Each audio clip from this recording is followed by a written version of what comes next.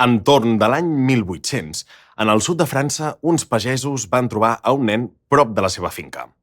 El nen, d'uns 6 o 7 anys, es trobava nu i malnodrit i no semblava parlar cap llengua. Van avisar les autoritats i aquestes van informar el doctor Itard, un metge de París que va inventar un llenguatge de signes per les persones sordes. Itard es va fer càrrec del noi i el va ingressar en una llar per nens sormuts. L'infant salvatge, a qui van posar el nom de Víctor, es negava a vestir-se, caminava cap baix i es ficava constantment en baralles amb els nens de la institució. Van trigar molt de temps en ensenyar-li a caminar, a vestir-se i a posar-se sabates. El noi no entenia el llenguatge ni atenia precs ni ordres, de manera que calia trobar una manera d'animar-lo a afegir aquests nous costums al seu comportament. El doctor Itard es va preguntar: encara seria possible recuperar-lo perquè fos capaç de conviure entre els seus semblants? O més ben dit, es podia considerar encara un ésser humà? Havia quedat reduït a l'animalitat?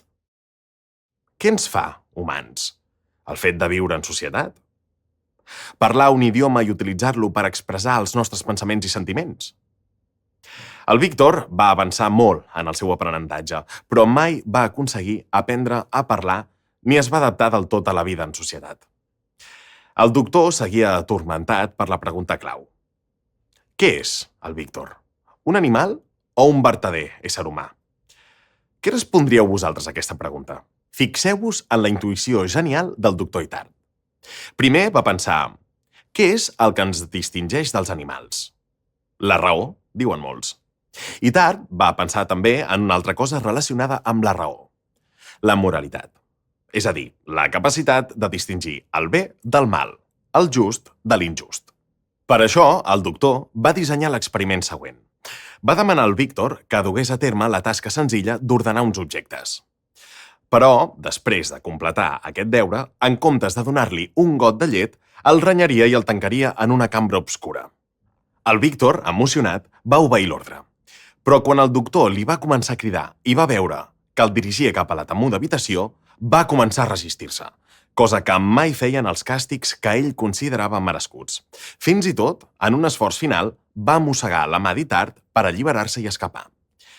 En aquell moment, el doctor va canviar la seva actitud i va consolar el petit. Després va escriure això en el seu quadern. Avui, el Víctor m'ha demostrat que és humà. Sap distingir el just de l'injust. I vosaltres què en penseu? Què és el que ens fa humans?